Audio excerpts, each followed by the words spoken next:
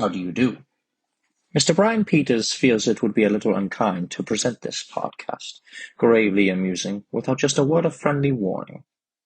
We are about to unfold an episode from the mind of Brian Peters, a fan of pop culture who sought to create a podcast after his own image, without reckoning upon God. It is one of the strangest podcasts ever listened to. It deals with two great fandoms of pop culture, humor, and horror. I think it will thrill you. It may shock you. It might even horrify you. So if any of you feel that you do not care to subject your nerves to such strain, now's your chance to, well, we warned you.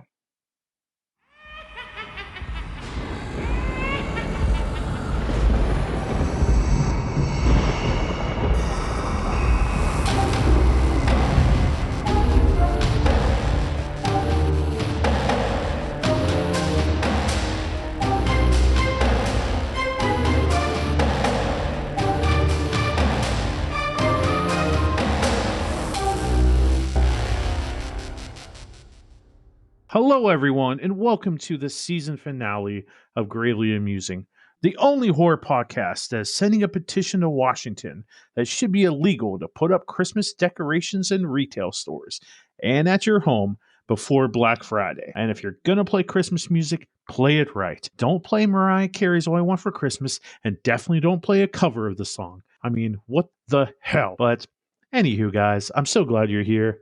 Gravely Amusing is going to take a few months off, except for maybe a Godzilla episode here and there. I'll probably do an episode if a horror film impresses me, but I'm going to put some focus on another podcast, BP and the Finch, which is my superhero, sci-fi, and nostalgia podcast that I do with my bud Jure. And it's just important to spend time with family. So speaking of family, I have with me again my brother in horror, mainly because I couldn't find anybody to replace him. I couldn't find Vincent Price or really anybody better. But here tonight is my buddy Tyler from the Krypton Report.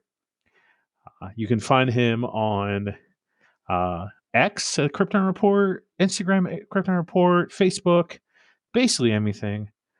He's here today guesting on this podcast, and in his off time, you can probably find him in the arms of his wife, sucking his thumb, because the world is a scary place. Tyler, what's up, man? You excited for Thanksgiving? I am. A lot of times because the older I get, I realize I like Thanksgiving more because there's no pressure, really. I mean, my mother-in-law makes pressure for herself, but Sure. The idea of just taking a moment to pause with people that you care about and have a meal, you know, you're not buying gifts or you're not obligated for certain things. It makes me happy. So, see, as long as my wife's cooking, I'm happy. That's what it's about. She's been doing this cranberry sauce with orange zesting, and I never ate cranberry sauce before in my life. Cranberry. But then, like 2-3 years ago, she just started this up and poured it on some turkey and said, "Eat it." And oh my gosh, my whole life changed. It's really the only thing I have going for me in my whole life every year. Just to make this meal and be good. Please don't be like a Ross Geller tomorrow. My sandwich. My sandwich. I might put on some stressy pants though. Thanksgiving pants. But Thanksgiving is all about coming together, and that's what this evening's finale I wanted to be about coming together, like family coming together. Are a family of monsters. Dun dun dun. Like a monster mash. So the whole season I spoke about Universal Monsters and the early days of horror with some specials in there for slashers. But the heart and soul of basically what I was doing and trying to do was talk about the Universal Monsters, you know, Frankenstein, The Bride, Wolfman, Dracula, The Mummy, Tyler's Mummy, The Invisible Man. That's all right there. And in film history, there are only a handful of films that have had all the monsters in them. So tonight we're going to discuss them. There is one I missed that was called The Creeps. And I forgot all about it, but as I was doing research, it pulled up, and It seemed like a weird B movie that might have been in Europe, Sounds but like it. it was a weird one. So we're going to talk about the best of the best. What I feel are the top three, not necessarily in the top three order, in the chronological order, of course. But we'll get into it and our thoughts on it, because Tyler and I are very passionate about a shared monster universe, a dark universe, if you will. We were very brokenhearted when the dark universe didn't come to light. And we've had ideas back and forth of like things we would do. And tonight I'm going to share a pitch for what I feel could really bring things back. And copyright Brian Peters, Manchild Productions, 2023. It's my idea. Take it and you die. All All right. Let's get into it, because I think you're going to love this idea. I'm really excited about it. Okay. So first up is one of the best. Okay. But I think the next one after this we'll talk about is the very best. But the original best, without a doubt, the best for a little while. And I just said best a lot. That's cool. I did. Best of the best. But the first best. Sure. The first best. House of Frankenstein. Okay. No, dude. House of Dracula. I always get those backwards. One of them was okay and one was not good. No, man, we can't talk about those movies. Those movies suck, dude. I'm about to say, we'll talk about them, but I watched those back to back and I realized you probably could edit them together and make one good movie out of it. Good. But there are some good. But there are some elements in there that are horrible and trash. Oh, the best part, not gonna lie, my boy Lon Chaney. Lon Chaney. It's all about Lon.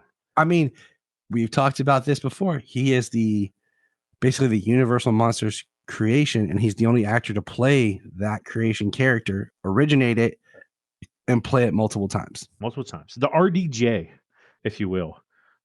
The RDJ of the early Universal Universe. Is he RDJ or is he Chris Hemsworth? Maybe, yeah. I don't know. No, the RDJ would be like Dracula. Right. And Hemsworth has that, he's been in a lot. He pops in. He's always great. And he's versatile. Yeah, I guess it would be the Chris Hemsworth. I can see that. Stay tuned for our essay on the Marvel Cinematic Universe versus the Monster Cinematic Universe, as we compare the monsters to the Avengers.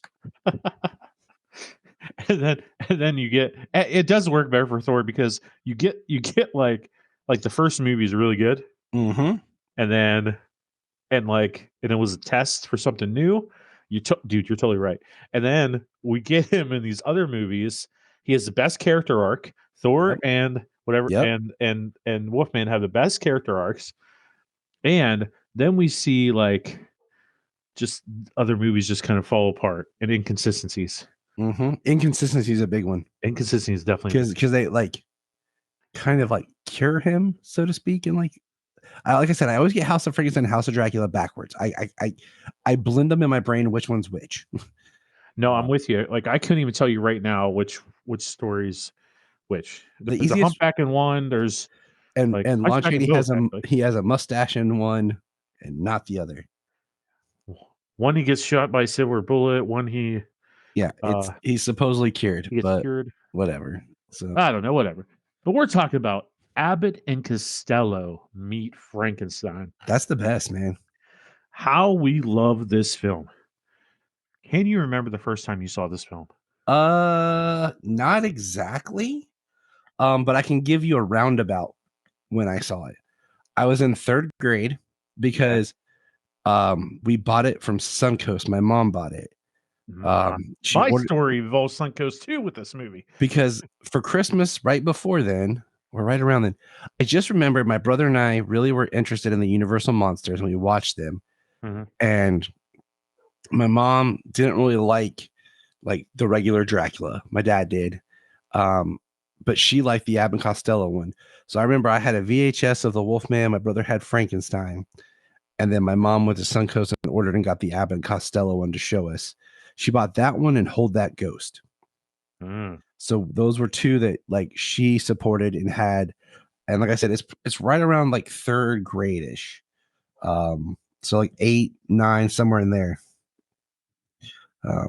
So yeah. So when I was a kid growing up, one of my childhood friends, going to church, there was a dude that was kind of like I am now, like the Uncle Brian, but there's a dude we went to church with named Archie, who I'm going to try to see next weekend. But Archie had a son named Danny, or has a son named Danny, and Danny was one of my very good friends. Danny was a big comic book nerd and artist. I haven't talked to Danny since we graduated. I would love to talk to Danny again someday. But Archie, I would just hang out with Archie and Danny. We would go to Comic Cons together, and Archie and I would just talk about horror movies. Danny and I would talk about comic books. Archie was like very Silver Age. And we would go into Suncoast together and just like look for movies. And there was always this like one guy. I guess he would be like modern day. I guess you would probably call autistic. But this guy was always in there, and he would always go up to Archie and say, "You want a good movie, buddy? Abbott and Costello meet Frankenstein."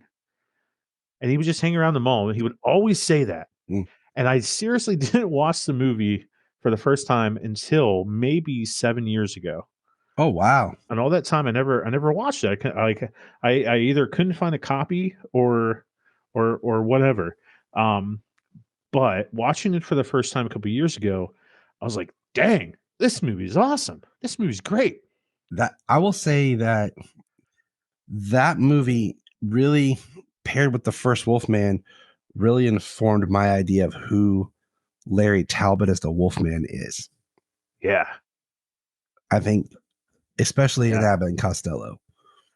Well, so this is actually loosely based on original scripts, which was Wolfman versus Dracula, or Dracula versus the Wolfman, just loosely. But so for our listeners, you're probably wondering who the heck are Abbott and Costello. So in the early 1900s, comedy was very different. Well, it wasn't so different as it is today, but some things were different. There were a lot of physical comedians like the Three Stooges who slapped each other around for laughs, and there were comedy duos. Now, in a usual comedy duo, there would be the funny man Brian and the straight man. Me. You're correct. You're absolutely correct. The straight man tends to be more intelligent and feeds the jokes to the funny man. The funny man is more of a physical comedian, is a little dim-witted and very lovable. So think Chris Farley and David Spade and Tommy Boy to be more recent, or John Candy and Steve Martin and Planes, Trains, and Automobiles. Usually the straight man tends to be thin and the funny guy's fat, which is serious fat shaming. But I mean, it is. I mean, it was kind of like I rewatched recently, just in the background, Accepted, where you have Jonah Hill in his first like major role with why am I drawing a blank all of a sudden? Justin Long. You don't mean Superbad? Huh? Sure you don't mean Superbad? No, Justin Long and Jonah Hill when they did Accepted. Jonah Hill wasn't Accepted. And like he was really, that's when he first started, he was really large in that. And then he lost some weight when he did Superbad, and then of course he lost more weight as time went on. But yeah, I mean it's Laurel and Hardy, very, very similar. Stan and Ollie. Yeah. Laurel and Hardy, Stan and Ollie. Yes. So if Tyler and I were a comedy duo, which I'd be the funny guy. If you just hang out with us, you can just think of that. And he'd be the straight man because he's smarter and I'm more lovable and funnier than him, and I'm fatter. And comedy duos do still exist, but they're just not as mainstream, I guess. I guess a modern day one could probably be Kevin Hart and The Rock. I mean, that one works. It's just, the straight man is more of The Rock, but it kind of subverts the tropes, but it is still a comedy duo. Yeah. Or I'm trying to think. Yeah, that's probably the closest one I can think of that where The Rock's a straight man and Kevin Hart's kind of the funny guy. Yeah. And I mean, Yeah. but once again, the funny one has some sort of physical difference, major physical difference than the quote unquote. Yeah, like me, I'm the fat guy, So, yeah, it works. So right before this movie was made, Abbott and Costello were not doing well. mm-mm. Right before this film, they had their radio show canceled. Like right before this film came out, they were few and hard. That's why, like, for multiple reasons of how I've seen through history and stuff, and just personal experience, I think it's very hard to go into business with your family or friends because of usually two things: money. When money is involved, people change, Yeah, and it's sad. two, how creative the minds are of the people. Because if you have two creative minds, two good creative minds, one could either take over most of the creativity, say that they create everything, or vice versa. That's why I'm always fascinated by when you see movies directed by like a duo, Yes. like Radio Silence, like the guys who made the two recent Scream movies, like they're directing duo and stuff like that. I'm fascinated by that. Like I want to see their working process, like how that works with two directors. Like the Coen brothers always were together.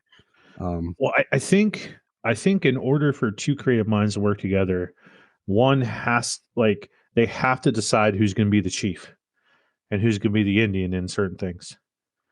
Like they have to, because and Could they be, have could to be. know the other one's strengths and weaknesses the Just like better. I think the Wachowskis work better as a duo than as singles. Talking about you, Matrix 4. But another with comedy duo, Martin and Lewis.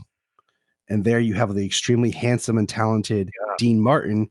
Then you have the physical comedy, awkwardness, short, thin Jerry Lewis. So you still have Yeah. differences. You're totally right. That's kind of like your Rock and Kevin Hart thing right there. Kevin Hart. Jackie Chan and Chris Tucker. Jackie Chan and anybody, like Jackie Chan. Yeah. Oh, Wilson and Jackie Chan, like, Absolutely. So Abbott and Costello. So Abbott has his name first on a lot of things, and usually the straight man was valued more in comedy duos at that time.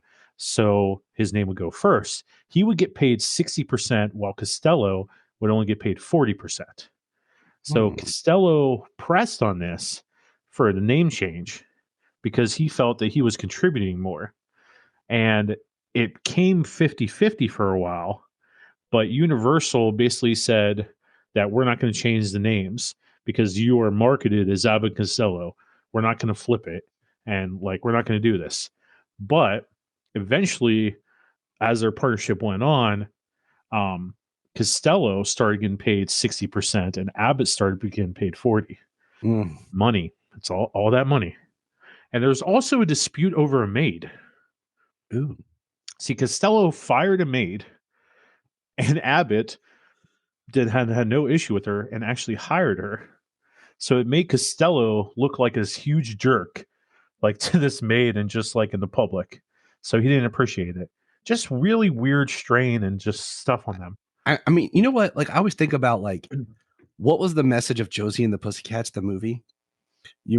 I love that movie from the early 2000s with Rachel Lee Cook, where it proves that point where, Brian, we have to watch it. They talk about being a band first or friends first, a band second, but it talks exactly about like that as they rise and they get popular, and sometimes someone gets singled out or becomes the more of that, like how that splits. And yeah, I think when you're starting out and you're broke and you're working together and to succeed, like, yeah, it's 50-50, it's buddy, but then you get egos, you get inflated, you get in the biz, and it's just a lot. And then it becomes like what you're saying. I mean, Lou Costello, I always thought of like Abbott and Costello as, alphabetical order. A, Abbott, C, Costello. Like, and Costello lived a tragic life. Like, yep. heart So- disease, all kinds of stuff, man. Was it one of his children like drowned? Like at a young So, age? yeah, they made a charity about one of his children that passed away. Mhm. Yeah, but let's try to talk about better things, funnier things. Yes. Gravely amusing things. Mm. But there was tension with these guys. That's important. So this film came out in 1948. Universal was doing very, very bad financially at this time. Around 1946, they actually merged with International Pictures. And during this merger, they had to fire some headliners. One of these was Lon Chaney Jr., Mm. which is interesting.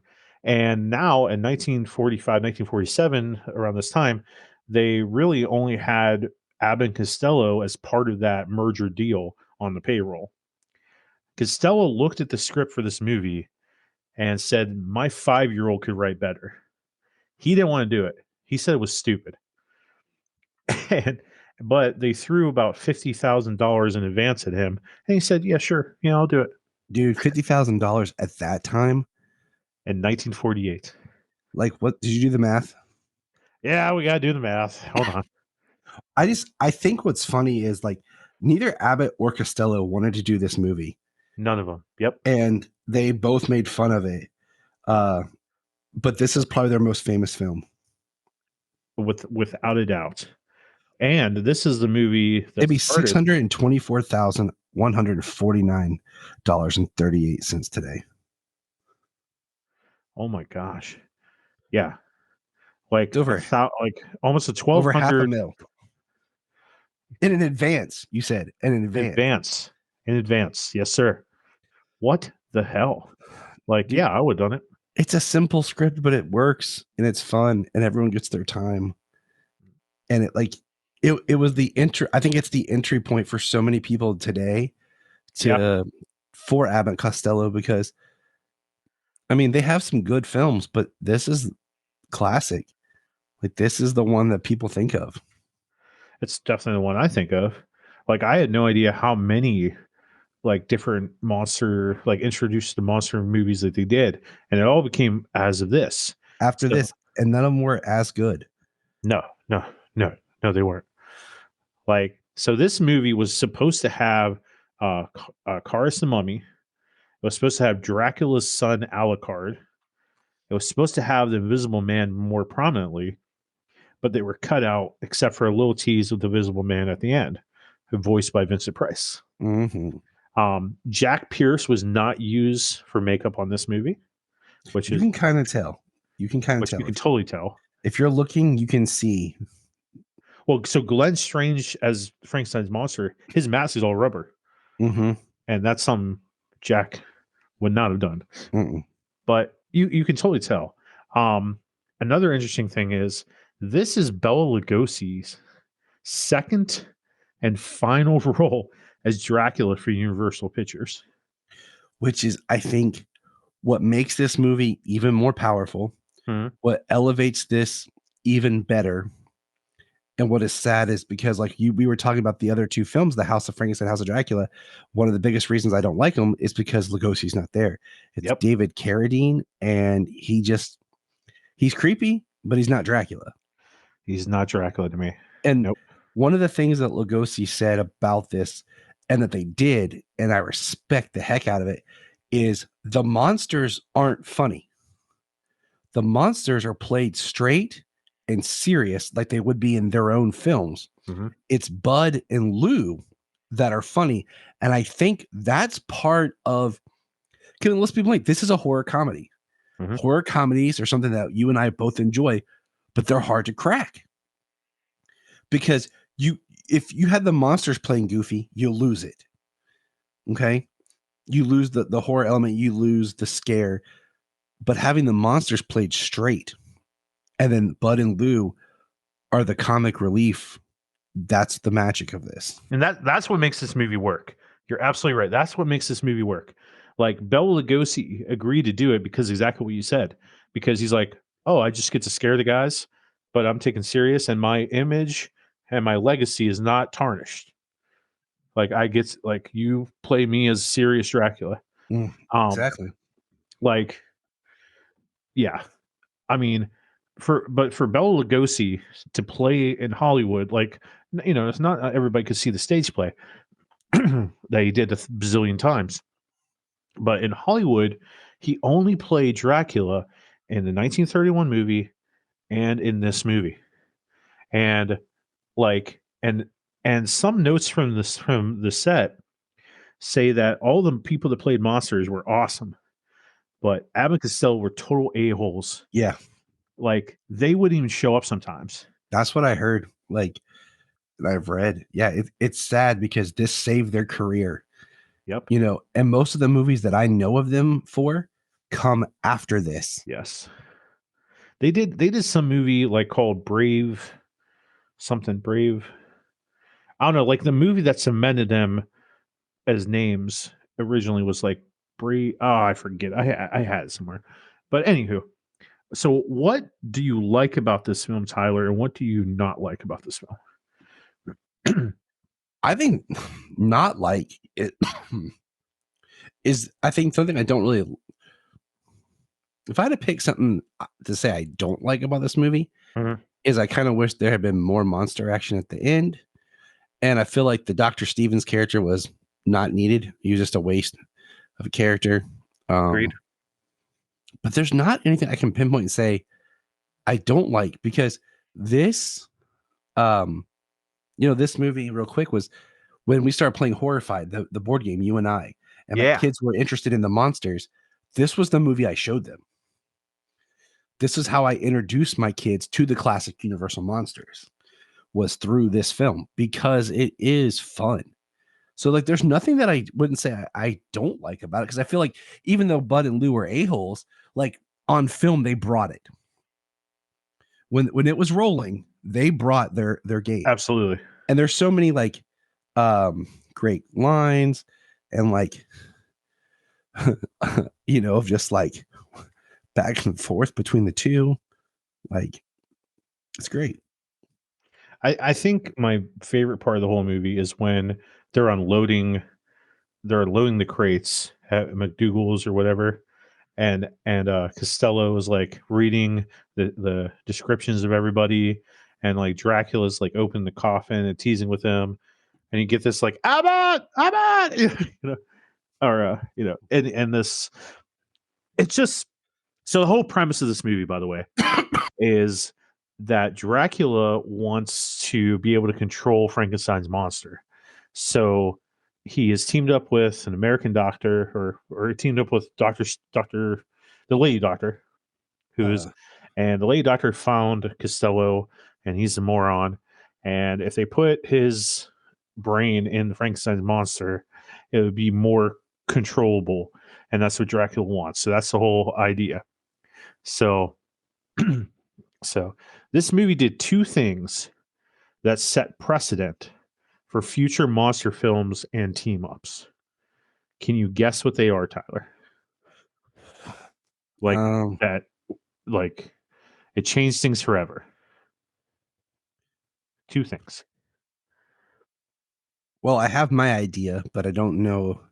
It kind of, I was thinking it made the werewolf versus the vampire kind of a big thing. Okay, that's the third thing. that's not what I had on my list, but definitely it did set that up. Werewolves versus wolf. I don't know. Tell me. Okay. It made Dracula the definitive leader of monsters. Okay, I can buy that and go with that. Yeah, I see that. Because every movie after that, Dracula is like the leader, the main threat, the leader, period.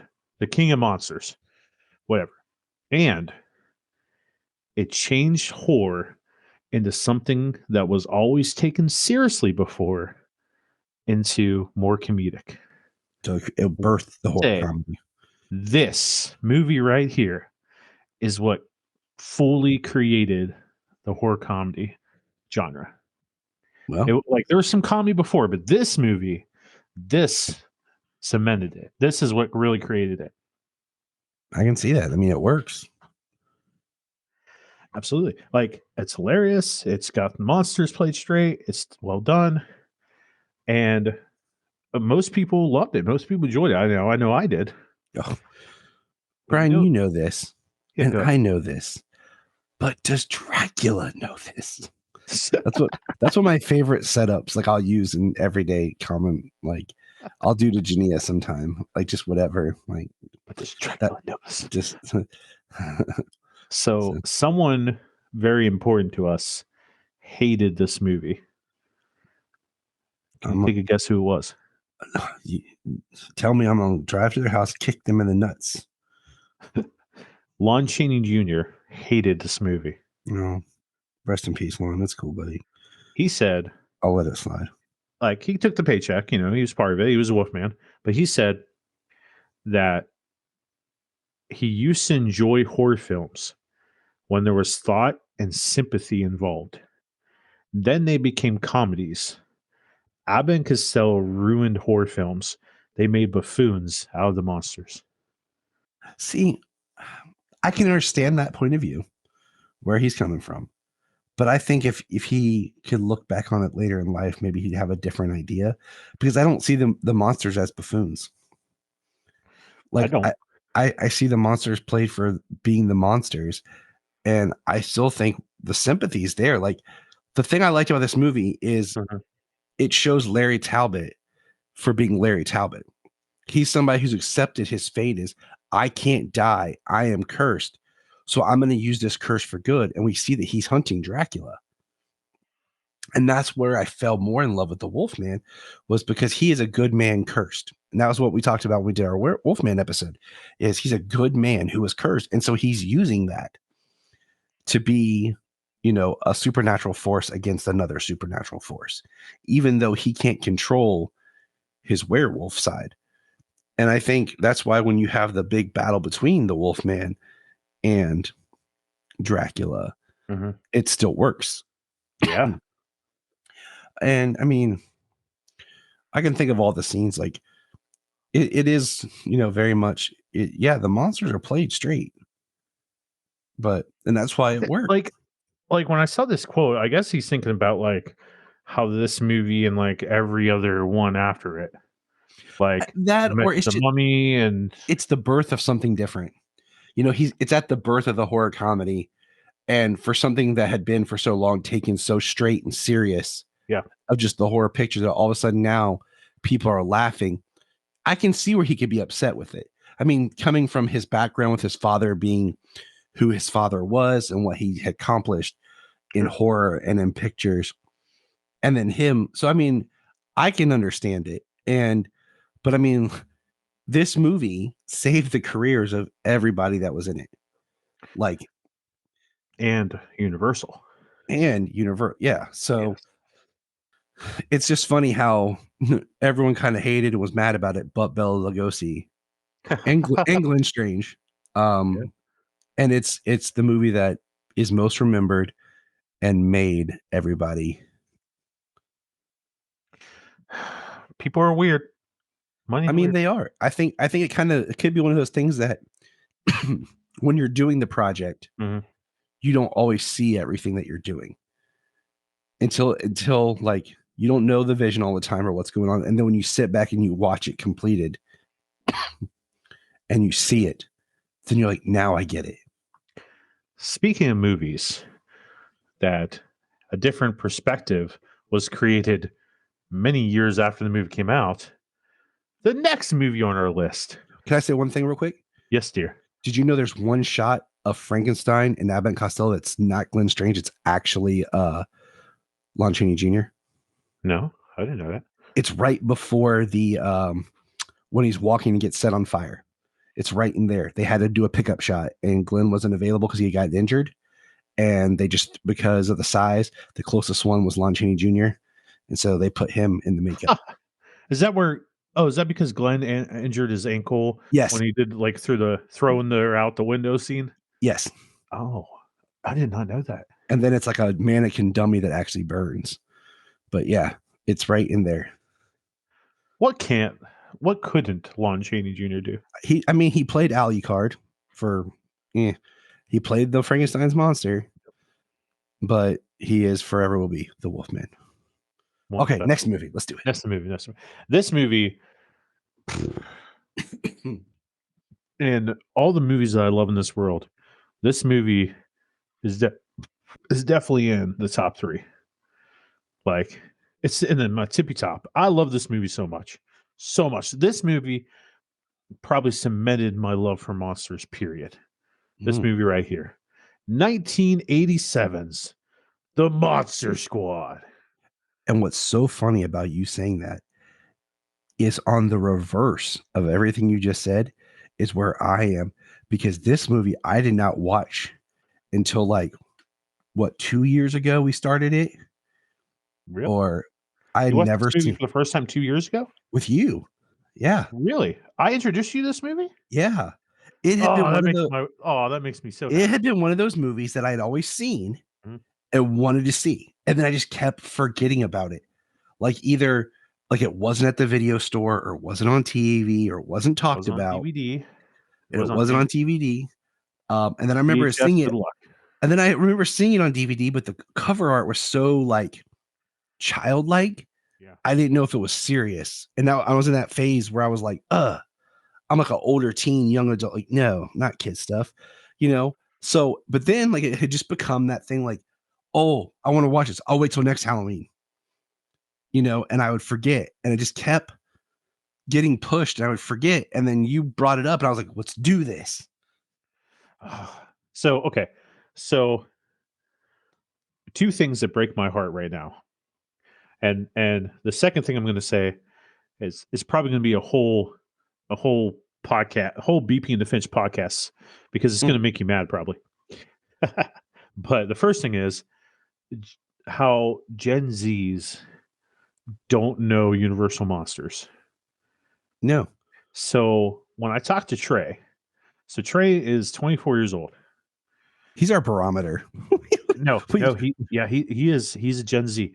Brandon, we use him as very last year for millennial to Gen Z. He's that very last year. So, but Trey, big time. Trey and Brandon have never watched a black and white movie. Trey has never seen RoboCop. Oh, I know. Trey has never watched any Universal movies. Neither has Brandon. They don't know any of that. So, and they never watched Monster Squad. So, I need to just have them over and just have a movie marathon thing. But so they don't know Universal Monsters. Okay, this is the second thing. Yesterday I said this to Trey and Brandon, and what Trey said broke my freaking heart. Oh no! And this is where this is going to make you mad. It made me mad, but the second part is going to make you really mad. So I sent them a picture of the dude playing Jimmy Olsen, and I said to Trey, score 1 for the redheads. Because every single redhead in Hollywood has usually changed, they've been recast as a black person. So for a redhead to be able to come back and be cast as a redhead, I was like, score 1 for you, you redhead fool. He says to me, who the hell is Jimmy Olsen? Oh shit. And I was like, what? He's like, in all John Wesley Shipp name. What the I know. He's like, who the hell is Jimmy Olsen? And I'm like, wait a second. And this is the part that's going to make you mad. So I was like, wait a second. The only Superman that Trey and Brandon know is Henry Cavill.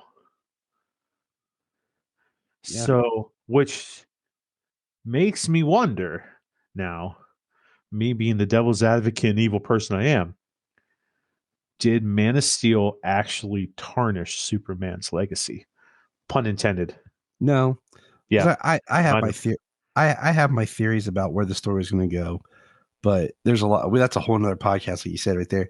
But the biggest thing is they didn't get to finish and tell the story they had planned to tell, and things the kid Jimmy Olsen, but there's a lot of theory that he was just using that because there really is a real Jimmy Olsen, and that's why they cut the name, was because he used that person's credentials to get in, and that the real Jimmy Olsen is still out there.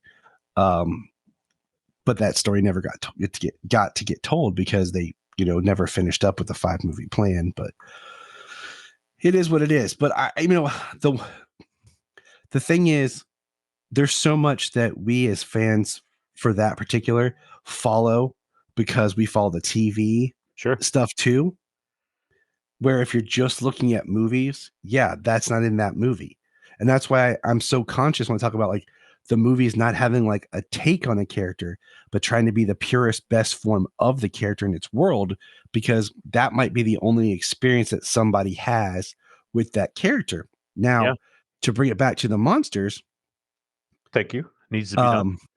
Because we don't want to go to a Superman tangent. But they don't know these monsters. Well, you and I've had this conversation that the monsters that become popular in pop culture are the previous generation's horror. And we're at a time where the slashers and the like Chucky, Leatherface, Jason, Freddy are like now the popular, and Michael are like the popular iconic horror, but they're starting to become comical. Even in Michael's last film, which was all serious and everything, you see a lot of jokingly stuff in pop culture with them. Mm-hmm. Okay. And it'll be the next generation. So that's like where their horror history goes back to, where ours is back to the classic monsters, because that's where the previous generation, like had, like it's weird because it's like, I say previous, almost like it skips a generation kind of thing. Mm-hmm. You know what I'm saying? Like my parents grew up during the time, like, they were teens in the 70s. So towards the end of this, they graduated high school at the end of the, I'm doing the math, at the end of the 70s and stuff. Right at Halloween, when Halloween came out and stuff. So they were young adults into the 80s.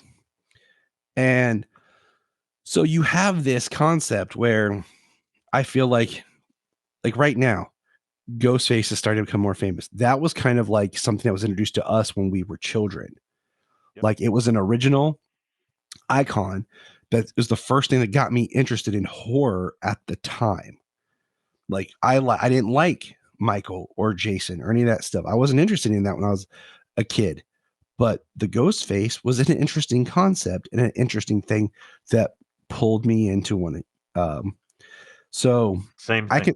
And I can understand. I mean, the problem is, and I say this because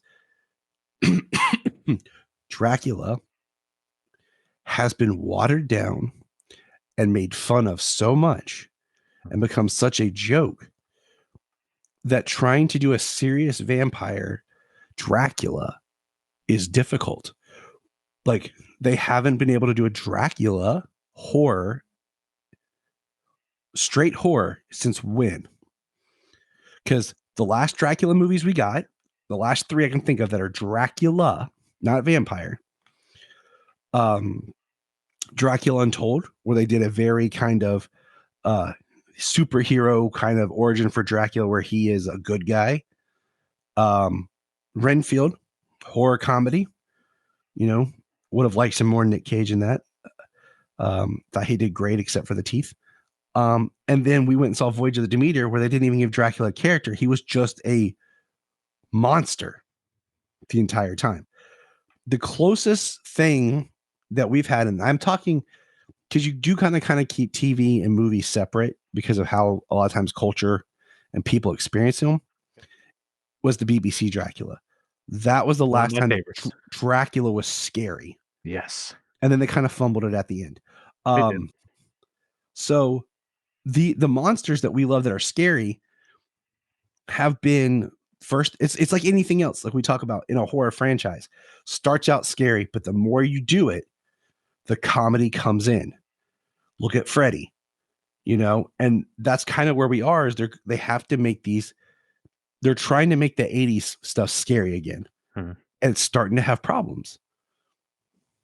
And that's where I feel like the monsters fall is so many people don't take them as scary because they've become cartoonish. They've become, child representations with Mad Monster Party or Count Chocula or Alvin and the Chipmunks meet Frankenstein and the Wolfman. They've done these kind of things where it's taken away from the fearfulness of the monsters. That's why I feel this movie is the perfect combination. Yes. It has just enough comedy and it has just enough scary stuff. So this film was written by Fred Decker and Shane Black. Shane Black, man. Shane Black, if you don't know, is the man who wrote Lethal Weapon. He's also directed, and did he write Predator as well? The Predator, yeah. Yeah, the first Predator. Yes. Or, yeah. Yeah. Iron Man 3. But he came back and directed The Predator. The Predator. The 2018 one. Yes. Like Shane, real deal. Fred, real deal. But this movie didn't do as well as it should have. The movie was released in August 1987. Why they didn't delay it till October, I'll never understand. I just don't get it. You mean like Disney releasing the Haunted Mansion in the middle of fucking July when they could have released it in October and made a I didn't even finish the movie. I fell asleep watching it. I'm just saying, like, if you would have released it I'm just saying, like, it just like Disney released Hocus Pocus in July back in 92. What? Like, I don't get it. October, September, late September, October. I don't get it. But this movie was released the same time as Lost Boys. Oh, I had Kiefer Sutherland showed up to the debut of this movie to support it, but still, it came out around the same time as Lost Boys. It didn't stand a freaking chance. The promotional material. Go ahead. Sorry. I wonder if it had come out a year earlier, right? Like before Lost Boys, if it would have done better. It would have killed it. So Lost Boys heard it. August heard it, and check this out. So did you watch the Wolfman Got Nard documentary yet? No. Okay, there's some good stuff in it, and then there's I just haven't had time.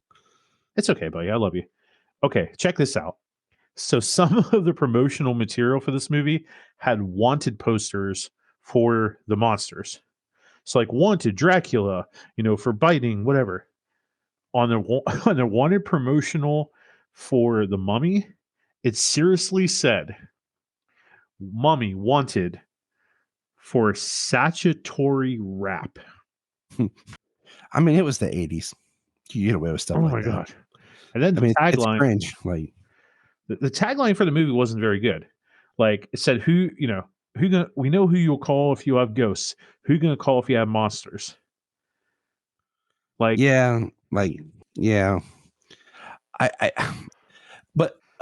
my thing is, I told you with this, to me, this property is the most prime property for a reboot.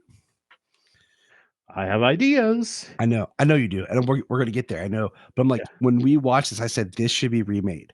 Like, because I'm not all about like remaking everything, but I feel like if you took the Duffer Brothers, like, could you imagine them writing and directing a movie, not a show, just do a movie, a reboot of this and do it like we just talked about with Abbott and Costello. You make the monster scary, but the kids are the humor, the heart, and the fun.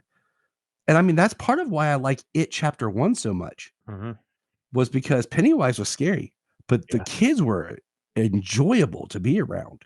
It Chapter 1 was very, very good. Very good. But this movie also suffered because it somewhat looked like a B movie sometimes, like with the promotional material too. It was released as PG-13. This is with the 80s, like PG-13 just came out. Freaking Airplane was PG, and it showed boobies. This movie was PG-13. See, that would hurt it because you have this new rating that not everybody's on board with yet. Yep. And check this out. In the UK, this movie was rated like 15. So what that means is anyone under the age of 15 cannot see this movie. Period. Which is pretty much your demographic. Exactly. They're all like 15. So to this day, and they show this in the Wolfman's Got Nards documentary. To this day, 15-year-old kid, like 14-year-old kids, 50, like anybody below 15, they can't see this movie. Even with a parent or guardian, they can't see this movie when it was in theaters. They can only watch it at home. Like, how insane is that? Like, nowadays, whatever the age of the kid is, as long as the parent's there, they can go. In UK, they can't. Like, what the hell? So Universal didn't do this film. So these aren't the these aren't the official Universal monsters, if you will. But they basically gave them permission to use them, but they had to tweak them a little bit. So Universal completely owns, for example, the creature from the Black Lagoon. So here they had to call him Gillman, and they had to tweak him. So they tweaked the look of him into more of a piranha. And the Gillman was so impressive. That makeup job on the Gillman in this movie is so impressive that the people that worked on him got a last-minute job to finish up the makeup effects for Predator. And years later, like 20-some years later, because someone saw their work on Monster Squad, they got hired to do the suit by for Shape of Water for Guillaume. Nice. Like, that's how big it was. So I want your thoughts on the teams here, Tyler. Okay. So let's start with the good guys. Okay. So Sean, our leader, Stephen King rule shirt. What do you think about Sean? Your pros and cons? I think he's good, but I'm gonna say this about kind of all the characters. Sure. I feel like in some ways they don't stand out on their own. They feel like almost watered down versions of characters from other movies. Mm. And I don't mean that disrespectful or like I'm not against it, but I feel like they were trying to make the Monster Squad the Goonies. Yes. Because it gets Sean to the Goonies very much. I'm drawing a blank right now, but Sean reminds me of the Sean Ashton character from Goonies. I'm drawing a blank on it. I'm not I like Goonies, but I don't like love Goonies like some people do. Sure. So like I don't have all the quick Goonie references, people. I appreciate Goonies, but I couldn't give you references. I mean, Chunk, right? That's his name. And Chunk. Data, who I totally forgot was Short Round. So, yeah, I'm about to say, like, I know the actors, Josh Brolin, Thanos is in it. Yeah, Thanos, the Hobbit, Samwise. The true hero of the story. Yes, the true hero of the story. But so what do you like? Who is like? What do you think about like Phoebe, Eugene, Patrick? Like, okay, so who's your favorite Monster Squad hero, and who do you like the least? I don't know if I have a favorite because I feel like they work as a unit and they don't have like enough defined. I mean, they call the instead of Chunk, they just call him Fat Kid. Like, how bland is that? Hey, Fat Kid. Like, not even a nickname or any creature. His name I'm saying, like, is Horace. See, Horace is cool. Why don't they just call him like something else, but like Fat Kid? I'm like, well, that's this whole arc of the movie, man. Is that everybody calls him Fat Kid, makes fun of him, but why not call him like Tubby or Fatty or like Slappy or I don't know? Like that's what I'm saying. In Goonies, they called him Chunk, which is kind of like a nicknamey thing. Here they're just like, hey, Fat Kid. So, I understand, but at the end, that pivotal scene where he has the shotgun, Gilman's coming after him, and the kids that bullied him earlier and ripped his comic book are hiding in the comic book store, and they don't know what the hell to do. And Horace pulls out that shotgun and he blows the Gilman away. And then they come out and say, hey, Fat Kid, thanks for saving us. And he pumps that shotgun and says, my name is Horace. Badass. I mean, it's great. It is. It is totally. But I'm just saying with the writing, like they could have like given something. Because then, like, once again, like you're such a sticky bitch sometimes. But okay, think about marketing. The concept of hey, Fat Kid. I know they can't do it today. You couldn't do it today. You can't. But I'm just saying, like, it's a generic phrase as well as hey, Chunk. If I say that, like, you might think back, you know. It's true. Goonies So marketed better. I'm just saying that from like a creative point, like Truffle shuffle. right.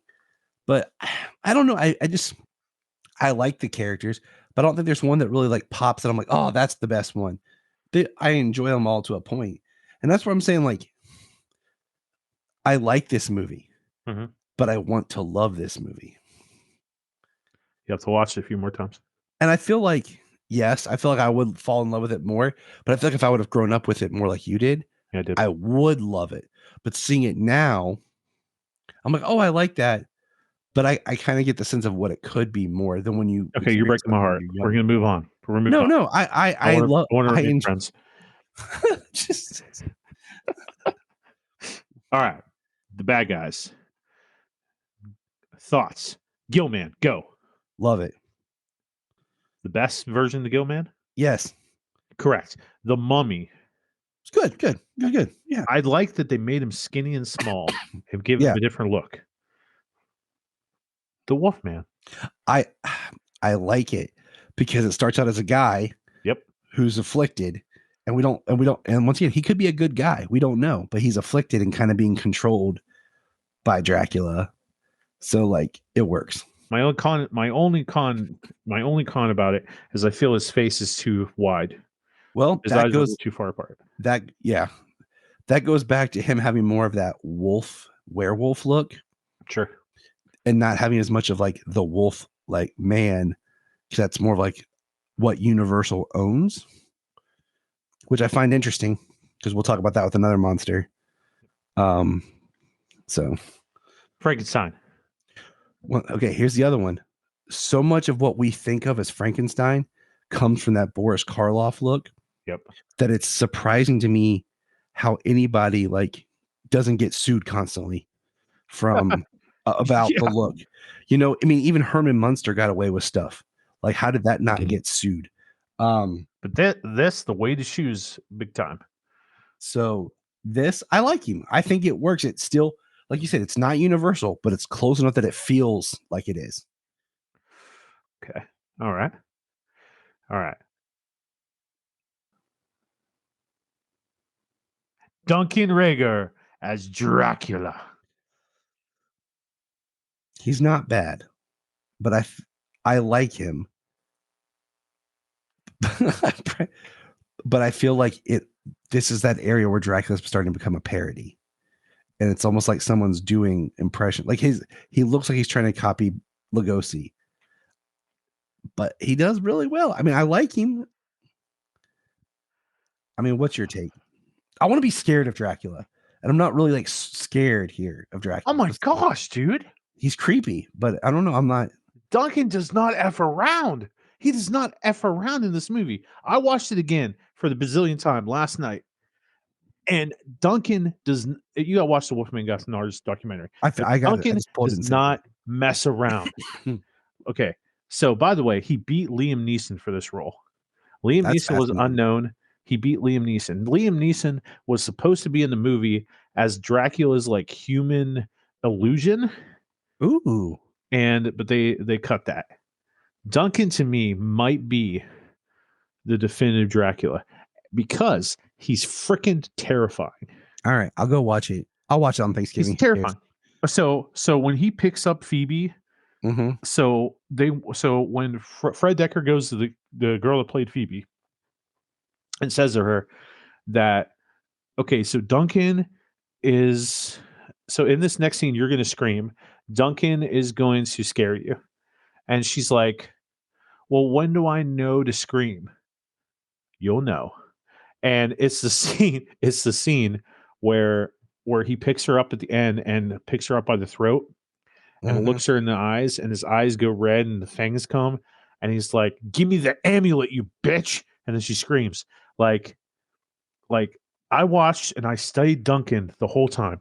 Duncan's movements, like, okay, there are times where he can be a little campy when he says nobody will stop us, whatever. But like his mannerisms, and especially how he walks in that end scene to get to Phoebe, and people are trying to stop him, and he's just snapping necks, breaking arms, and just walking like at slow speed, like a madman possessed. He does not mess around. And it made him scary. It was scary. Yeah. But whatever. Okay. So I love this movie. And since we watched it, since I showed it to you, we've been talking about like remakes, and you have your own podcast on your Patreon, Requel. All right. So the problem with my life sometimes is that I come up with these creative ideas and I'm working, and then it gets stopped by distractions, animals at work, whatever. So when I'm in the zone, I lose it. So this is me partially being in the zone and then just kind of probably losing it near the end. But I'm telling you, I got an idea here. It's a good one. Bring it. Okay. Bring it. This is my idea for a week rule of Monster Squad. And I think it's something special. Okay. So it is 2027. It is 40 years after Monster Squad. Okay. So try to remember as much as you can about Monster Squad. Mm-hmm. So Monster Squad is pretty fresh in my mind. So the movie was meant to be filmed in Louisiana. It was meant to take place in Louisiana, but they didn't officially say it was Louisiana. Okay. So whatever. So the portal has opened 40 years later and spits out the amulet in a new location. So that's why the amulet was not in Transylvania and was in Louisiana. Every time the portal opens, it spits it in a new location. Okay.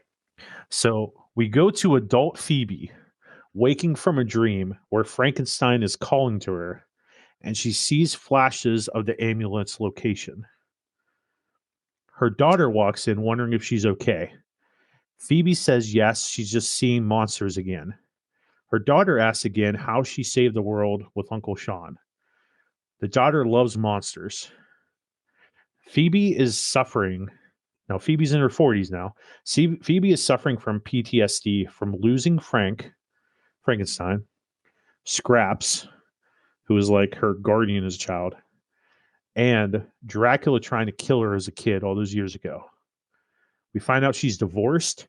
Her husband left her because she's a detached person. So she doesn't attach to people anymore. Her PTSD is too much. Sean visits her and secretly encourages Phoebe's daughter with monsters because Phoebe's daughter is like, my mom, saved the world. She defeated these monsters. So she's obsessed with it. And Sean encourages that because Sean still loves monsters. The daughter, who we'll call Mary, you can see where I went on the tangents and my mind drifted. But anyway, Mary, the daughter, has her own monster squad now. And she meets in the library to keep it secret from her mom. Her friends like newer monsters like Freddy, Jason, and the Terrifier guy. But Mary is obsessed with Frankenstein and classic monsters. Their librarian has a German accent and encourages the Monster Club too. And she crushes on Sean when he takes Mary to the library. Sean is just oblivious to it. Sean then starts having nightmares of Dracula. We find out that Sean is a writer of horror novels, but he hasn't published anything in a long time.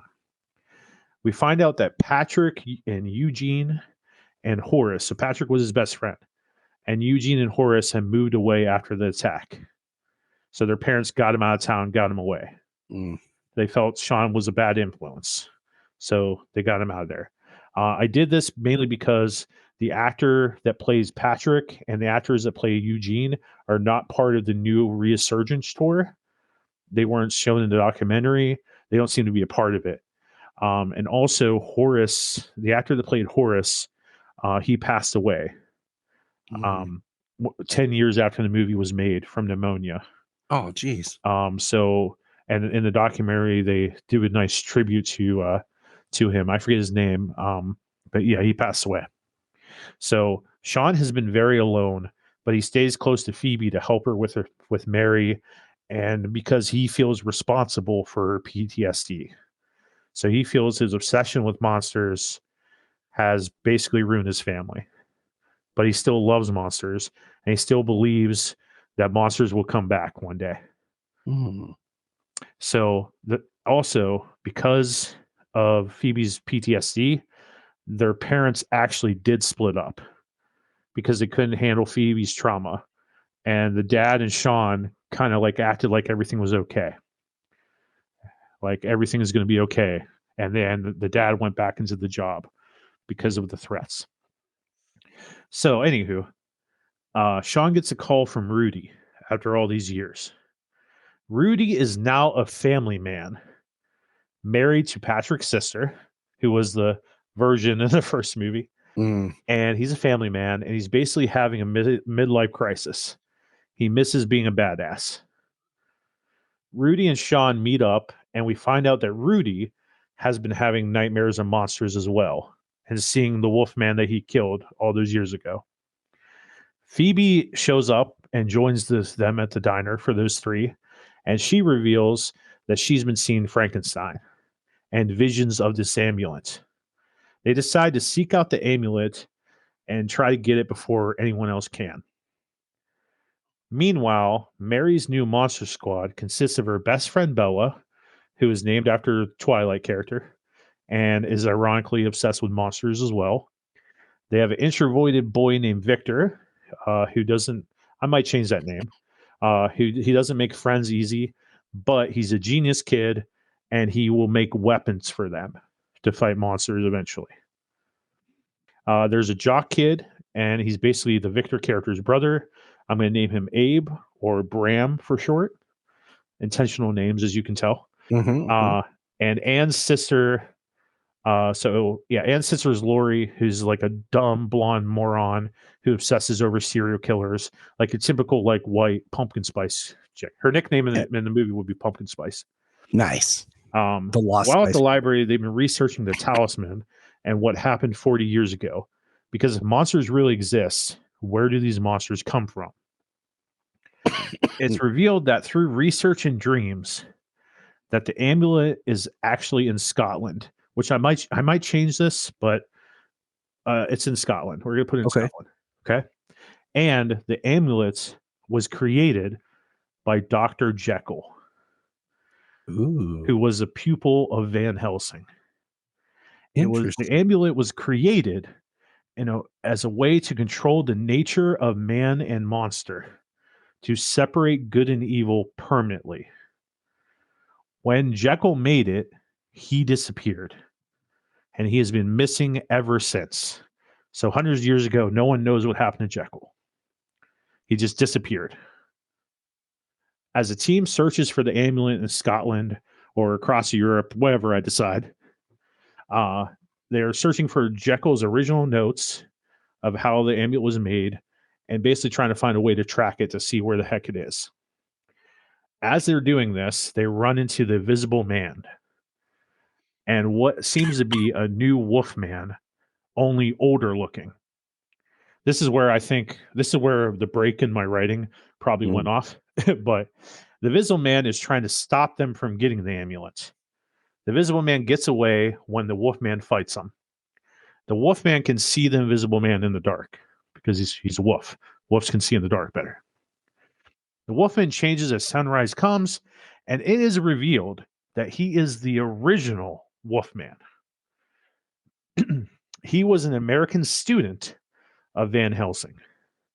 So, along with Jekyll, Victor Frankenstein, an Egyptian named Charis, Griffin, the Invisible Man, and a Romanian nobleman named Vlad Tempest. All 6 men were mad with ambition, and they were students of Van Helsing's methods and teaching. So they knew Van Helsing was like the best of the best teacher in chemistry and science and everything, and a love for folklore. So these men studied under Van Helsing as the best of the best. Maybe it'll be some school, and they just happen to be students. I don't know. I'm just roll with me. Okay. The name of that Wolfman is Talbot. So Talbot just wanted to study the stars. He just wanted to study the stars at that college. And so I'll probably make it like Van Helsing was just a teacher there, and they were all part of this school, whatever. In London. Could you say they were all part of a club, a monster club? Yeah, that's in my notes too. So they were they were the original Monster Club. Thank you for that. That was going to be a reveal that was going to come later, but goddamn. Hey, I'm on the page with you. So, see how sync we are. Like, so my man. So so the original Monster Squad, yes, or Monster Club. Talbot wanted to study the stars because the telescope thing. His classmates had more frightening ambitions. Chorus, the Egyptian guy, and Victor were obsessed with bringing back the dead. Griffin was an albino, and he was obsessed with optics, chemistry, and ancient magic or alchemy, and mainly illusions. Jekyll was obsessed with Van Helsing's stories of monsters, and he claimed that through his adventures with Van Helsing, that he feels that a demon somehow attached to him. He always felt like something was attached to him and wanted to come out. As for Vlad, no one knows what Vlad wanted. He was a ladies' man, he was a man of great taste, and he listened intensely to Van Helsing, and he was extremely interested in the research. But one day, Jekyll said to everybody, I found a way to capture evil, to separate it completely. He shows them a demonstration, and he speaks in German to impress Van Helsing or whatever. Something went very wrong. Skinner turns invisible, and Talbot and everybody gets sucked into this portal. And all Talbot sees is that Skinner went invisible. That's how he knows that there's an invisible man out there. He doesn't know what happened to anybody else. He gets sucked in and he gets shot out into the woods somewhere. And a few nights later, he turns into a wolf. Doesn't know why. He spent all these times trying to find his friends and what happened.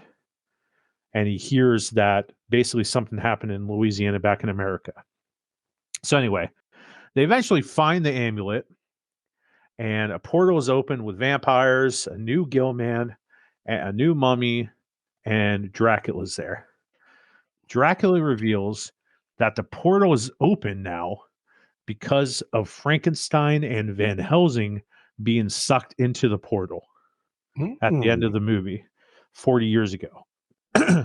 So Phoebe infected Frankenstein with good, and Van Helsing was there. The portal cannot take in any good because it flows off. It takes off the balance. Okay. So they blew it again. So that's why the portal opened before 100 years were gone, because when it sucked in good. The portal it has to be separate. It can only take evil. So, Talbot changes, and we get this battle with the Wolfman and the new monster squads versus Dracula, the Mummy, blah blah blah. The fight looks in the new squad's favor, but then the amulet starts closing stuff up again. And then all of a sudden, Mr. Hyde shows up and throws the kids into the portal. The movie ends with the kids trapped in limbo and Van Helsing showing up. The third movie, so you have to have the finale, if you will basically be these kids in limbo, fighting and learning the birthplace of monsters and all this stuff, while Sean, Phoebe, and Rudy go to Transylvania for this final battle with Dracula and evil and all this stuff. And that's where I'm at. What do you think? It's layered for sure. For sure. Yeah. Copyright Man-Child Productions, 2023. I like that you're going for a sequel. I'm wondering if there's too much to tackle. There's a lot to tackle. Because there's a lot of questions that movie made for me. Where did this amulet come from? Like, and see, I would almost say with your pitch, I would almost say that should be a mini series. Yeah, I could do it. Because I feel like if you were going to go with your pitch, I think a good 6 episodes would work.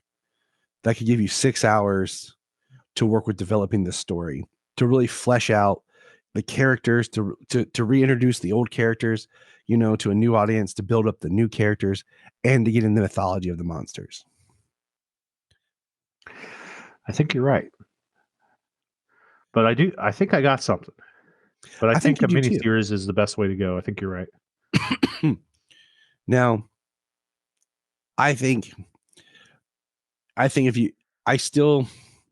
this property, I think like with Stranger Things ending, like this has that similar flavor that I feel like this should have been rebooted. And if Universal bought the rights and rebooted this thing themselves and used this, and bought my script, just redid the first Monster Squad film, but do it in a way with their monsters proper, and that's how they build their dark universe. Absolutely, because you're hooking in on gold mine. You're hooking in the young kids by making it about the young kids. I'd hook these kids. I'd hook them. And I like the idea. I like the idea of the monsters, the actual monsters being a squad. Yeah. Like the original. And so and that they had different ideas and different things that they wanted to do. I even thought so the portal, the portal being able to change people. Yeah. I mean,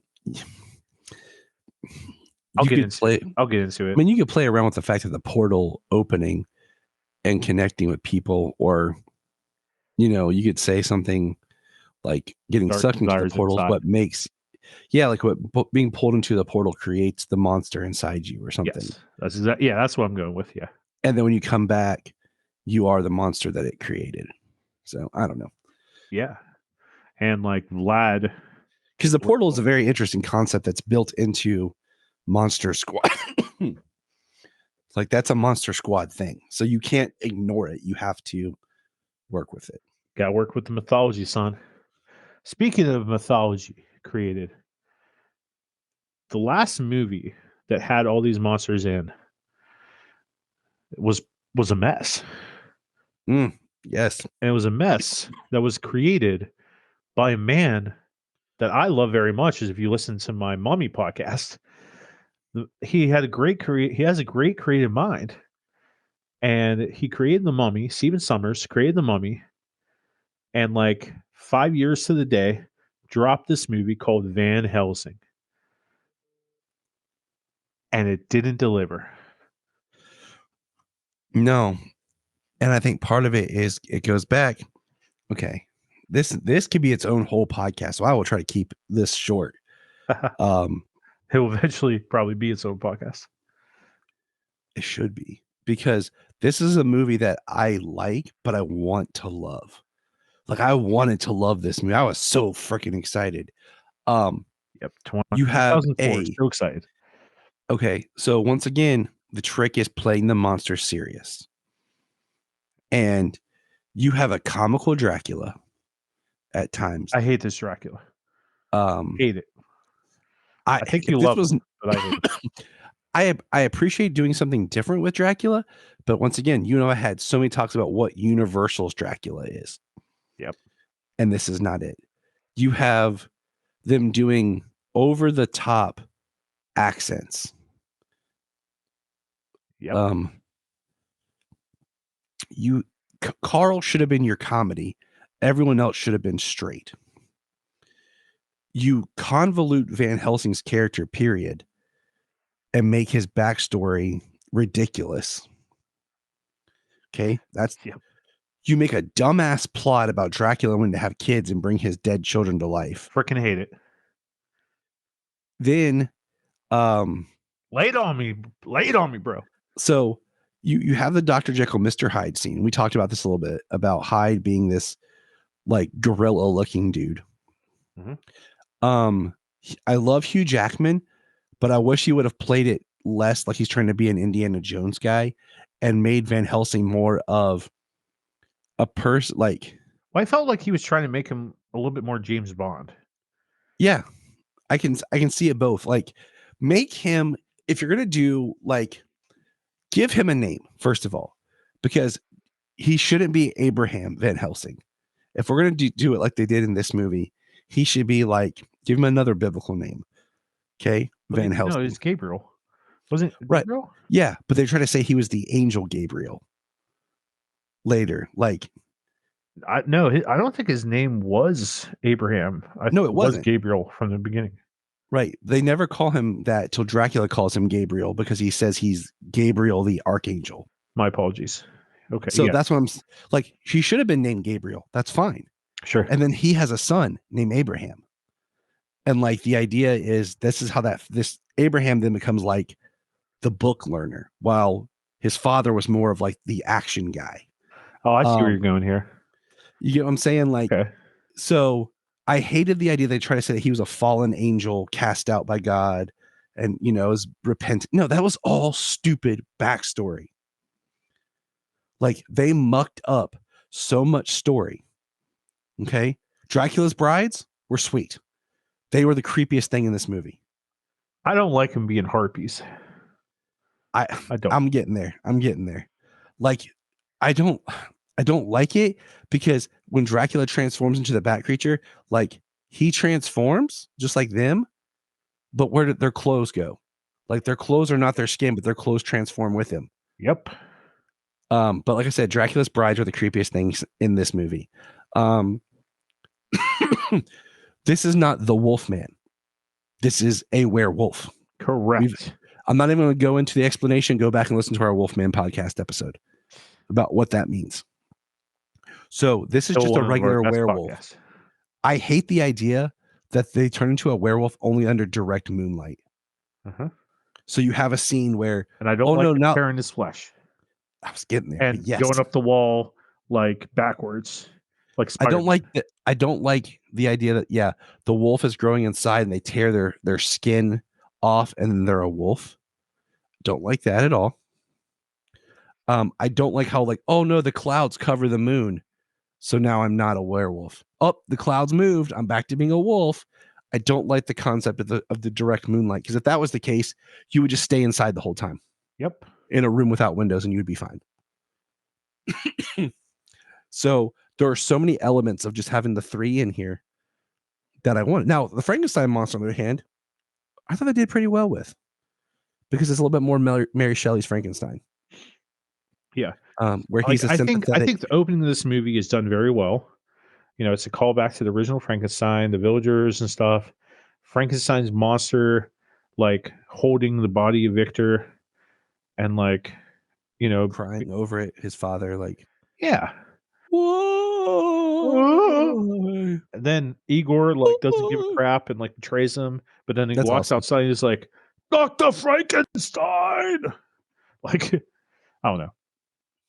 Igor was a little weird in this movie, but he wasn't a hunchback. Like, he wasn't meant to be. I told you, like, my pitch for this, man. My thing is, you shouldn't have made it Dracula. It should have been Abraham Van Helsing's father. Okay. Yeah. This is his, when he first starts monster hunting. Sure, he can work for the church. That's fine. That's kind of cool. All right. Monster hunter for the church. Fine. And then you can build a whole universe where later on he has a kid, he parts with the church or whatever. And it should have just been a vampire or one of the brides. The idea that Dracula's brides get changed out is an interesting concept. But it should have been like they were hunting a bride, and like the idea that Dracula is out there. He's the Phantom Menace. Phantom Menace.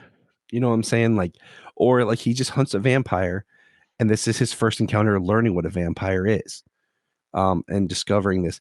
And I like your concept. I like it being like, this movie's Gabriel. He's the father. The movie ends with him having the son, and like whatever. And like the son will go for Dracula in the future. Right. Like, I like that. The idea that the son will eventually find the evil his father was, and his son goes a different route. His father was a man of action, and Abraham becomes a man of science and knowledge, and kind of follows, like, you could look at with the character of Carl. You could say that Carl leaves the church. He wants to live a life, And Carl is kind of that mind that becomes like Uncle Carl, and Abraham admires Carl. Oh wait, would you kill Gabriel and have Carl raise the kid? Or maybe Abraham was just a little boy in this movie? I don't know. I'd have to workshop that more. Sure. But the concept is this is the story of how the Van Helsing name becomes feared by monsters. Yeah. And how the name, because remember in Dracula, he says Van Helsing, a name that I have known even in the remote parts of Transylvania. Like, so that Dracula himself was aware of this name. Like, the name carries weight. I hated that the only way to kill a vampire is by a werewolf. So the werewolf has to bite. That I hated that. That was stupid.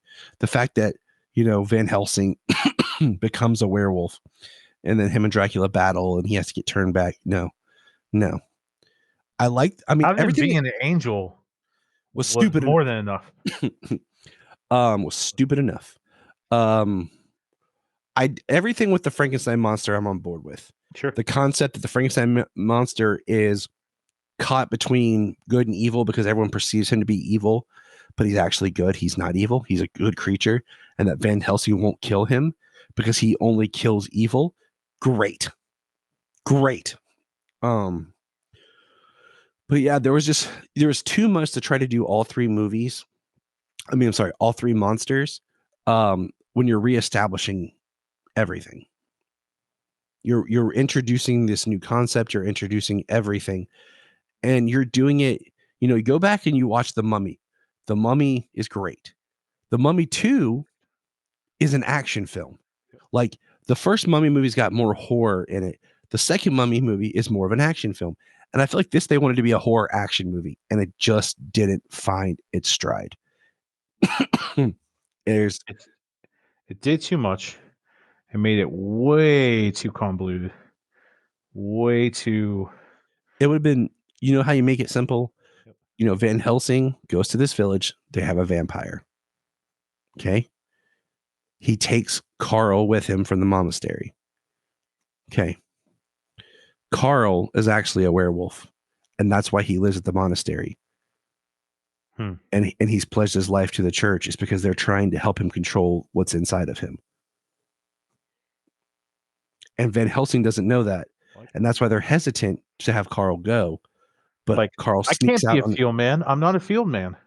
Yeah. I can't go out there.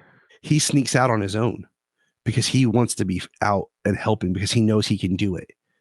And so that becomes part of the problem is now, Carl goes back to that good man cursed. If you're going to do the wolf man, good man cursed. So Carl can be your wolf man. Okay. And it's a surprise. Like, it's a twist, because when, they're not there until the full moon, and then one of the nights they are there, Carl maps it out, but then something got screwed up that he made a miscalculation. So like the last night they're there, the moon changes to, it's a full moon, and then he transforms.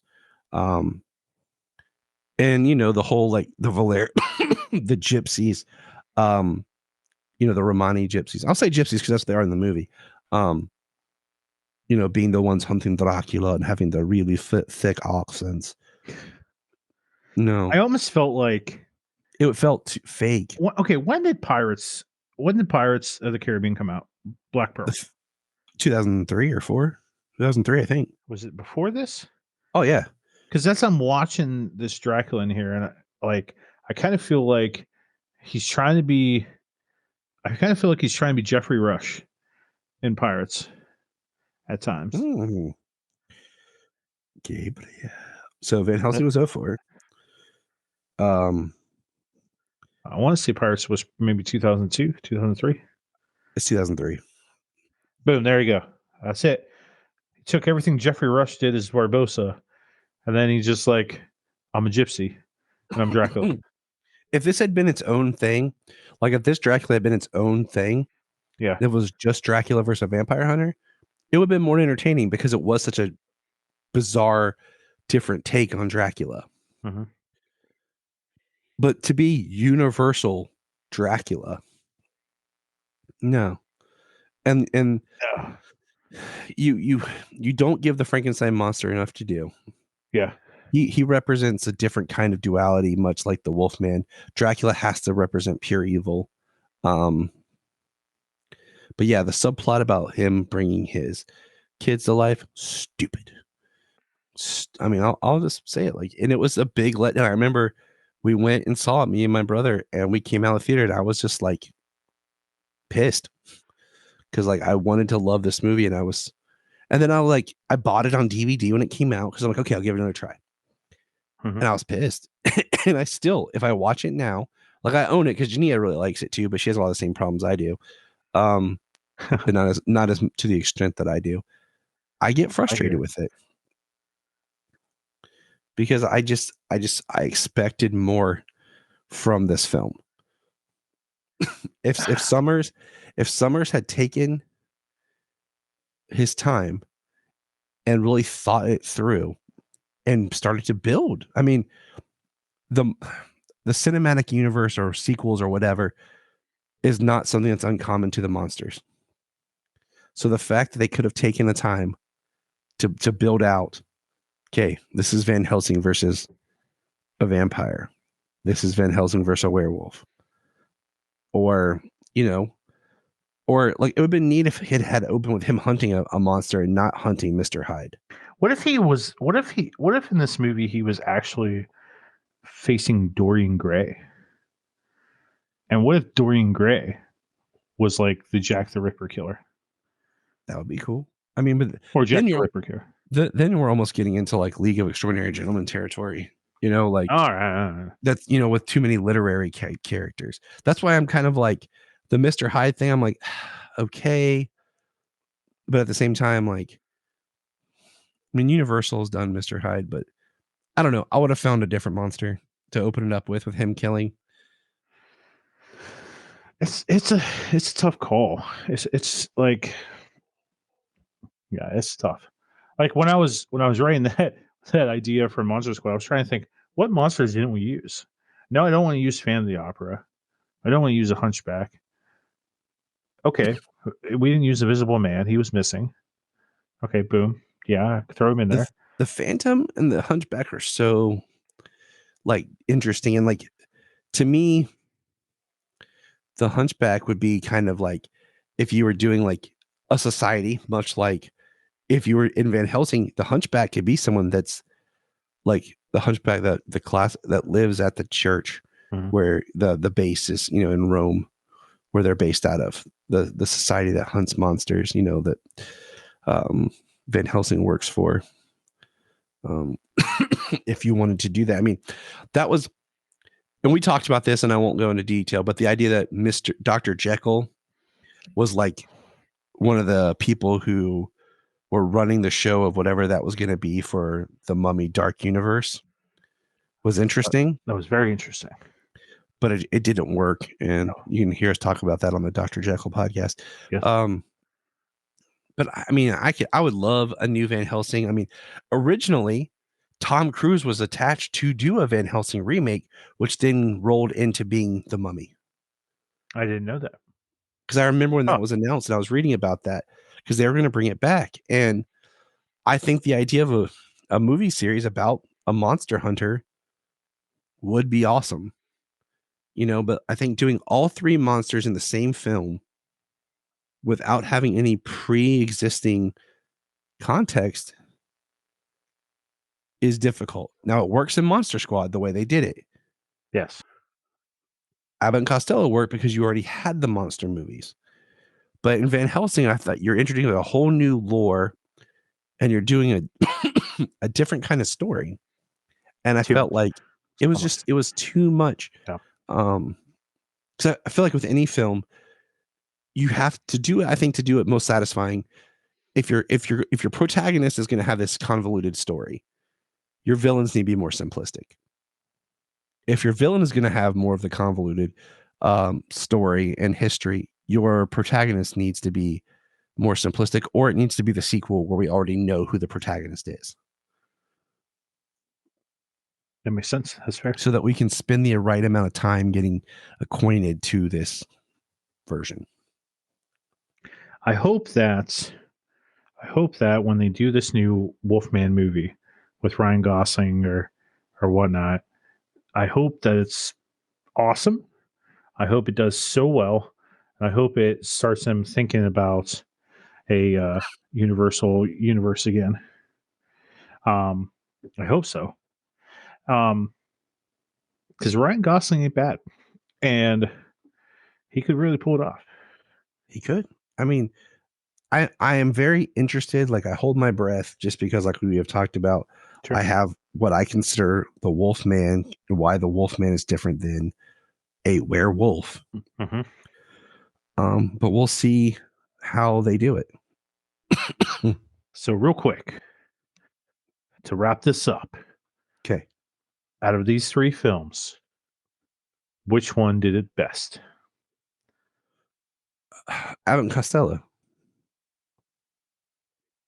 I mean, I feel like there's an argument for Abbott, Costello, and for Monster Squad. I feel like if you said Van Helsing, you're wrong. So, but yeah, I go with Abbott and Costello because we already have the established monsters. Hmm. We're introducing the monsters together, and it makes sense.